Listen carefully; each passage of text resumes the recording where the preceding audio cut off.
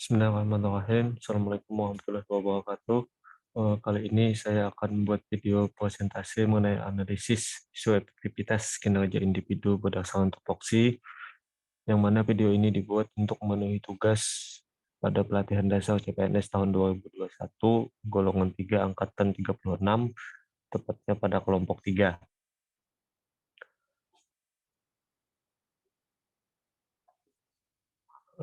Jadi untuk melaksanakan tugas ini, yang pertama dilakukan adalah yang disebut dengan analisis identifikasi beberapa isu atau masalah seputar efektivitas kinerja sesuai dengan tupoksi. Yang mana sebelumnya saya jelaskan bahwa saya bekerja pada UPTD Kebun Raya Banua pada seksi penelitian dan konservasi tanaman ex situ pada jabatan analis perkebunrayaan. Nah, jadi selama bulan saya bekerja di sana sebagai CPNS, beberapa masalah atau isu yang dapat saya identifikasi. Yang pertama itu kurang update data tanaman koleksi di lapangan maupun di paket pembibitan. Yang kedua adalah tanaman koleksi kurang mendapat perawatan secara maksimal, lalu tidak dimanfaatkan dengan maksimal limbah organik dari wilayah kebun raya. Yang keempat itu kurangnya tenaga pengelola wilayah kebun raya. Yang kelima adalah minimnya pengetahuan dan kapasitas pengelola, terutama saya sendiri sebagai analis perkebunrayaan. Yang kedua yang dilakukan adalah menapis atau menentukan satu masalah prioritas dari beberapa isu atau masalah tersebut dengan menggunakan metode APKL dan USG. Untuk metode APKL sendiri seperti terlihat pada tabel, parameter yang digunakan adalah aktual, isu yang sering terjadi dalam proses kejadiannya sedang hangat dibicarakan, lalu problematik, isu yang memiliki dimensi masalah yang kompleks, kemudian kehalayakan, isu yang secara langsung menyangkut hajat hidup orang banyak. Yang keempat itu L, ini layak, isu yang masuk akal dan realistis serta relevan untuk dimunculkan inisiatif atau pemecahan masalahnya. Nah, kemudian dari 5 masalah tersebut saya coba untuk memasukkannya pada metode APKL. Ini seperti terlihat pada tabel yang pertama. Identifikasi ini kurang update data taman koleksi di lapangan maupun di paranet pembibitan. Berdasarkan metode APKL, dia masuk kategori memenuhi syarat. Kemudian yang kedua, tanaman koleksi kurang mendapat perawatan maksimal pun memenuhi syarat. Yang ketiga itu tidak dimanfaatkan maksimal limbah organik dari wilayah kebun raya, juga memenuhi syarat. Dan untuk poin keempat dan poin kelima, menurut saya ketika dimasukkan ke dalam metode APKL dia tidak memenuhi syarat. Nah, dari 3 isu tersebut yang telah memenuhi syarat menurut metode APKL, kemudian dilakukan analisis prioritas isu menggunakan USG, urgency, seriousness, and growth. Jadi berdasarkan tabel ini, seperti terlihat pada tabel, untuk poin 1, 2, dan 3, masing-masing kriteria menurut saya dengan poin yang tertera, sehingga didapati bahwa peringkat yang pertama itu, yakni isu pertama, kurang update data taman koleksi di lapangan maupun di paranet pembibitan. Nah, setelah selesai dilakukan analisis menggunakan metode APKL dan USG, kemudian mencoba menganalisis sampai ke akar masalah dengan menggunakan fishbone. Jadi untuk pada fishbone ini menjadi isu adalah kurang update data tanaman koleksi di lapangan maupun di paranet pembibitan. Secara manpower yang dapat terlihat adalah lemahnya kemampuan dalam melakukan identifikasi tanaman. Lalu juga petugas yang sebelumnya itu ada yang berhenti dan ada pula yang berhalangan karena dalam kondisi hamil. Lalu mengenai metodenya sendiri, Saya rasa sampai saat ini masih belum ada SOP inspeksi tanaman yang dapat melibatkan banyak kelompok. Sebagai catatan tambahan bahwa luasan dari kebun raya yang diawasi atau dilakukan pendataan itu adalah sekitar 100 hektar.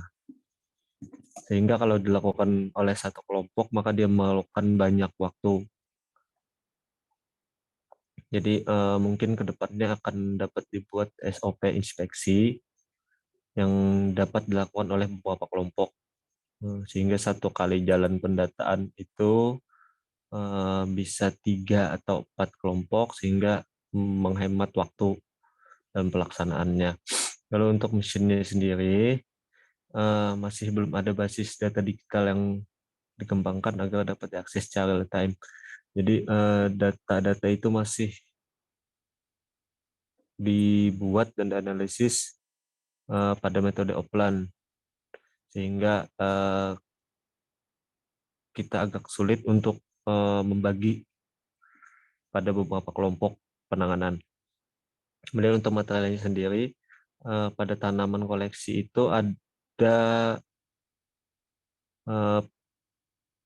alat penomoran yang digunakan sebagai penanda.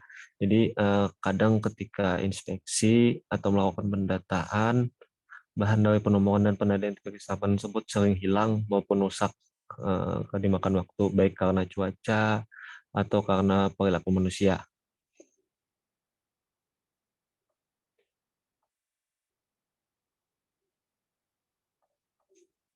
Baik, selanjutnya ya ini menemukan alternatif pemecahan dengan menggunakan metode SWOT dan seperti dituangkan dalam tabel yang di bawah ini. Jadi secara sederhana mungkin pemecahan masalah yang dapat dilakukan adalah updating data menggunakan data digital yang dapat diakses di mana saja dan kapan saja, serta pembuatan SOP yang dapat memungkinkan pendataan dilakukan oleh beberapa kelompok kecil. Jadi menurut analisis SWOT-nya itu untuk kekuatannya sendiri ketika dilaksanakan dengan banyak orang atau dengan beberapa kelompok kecil itu, beban kerja keuangan dapat berkurang secara signifikan.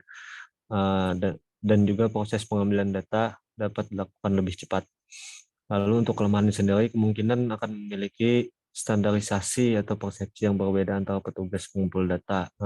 Karena seperti kita ketahui bahwa tanaman itu pada spesifikasinya seperti halnya kita ambil contoh mangga misalnya. Mangga itu ada macam-macam jenis yang juga tentu memiliki kemiripan antara satu sama lainnya.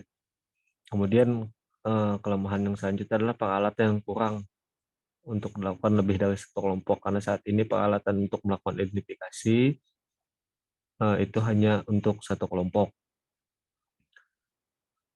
Kemudian peluangnya sendiri, digitalisasi data itu dapat membuat akses data awal menjadi mudah.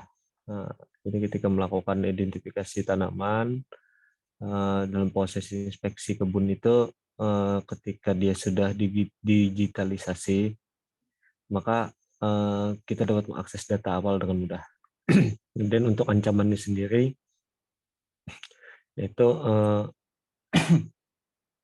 kondisi daripada tanaman koleksi tersebut berpotensi mati karena kondisi alam maupun cuaca atau karena perilaku manusia.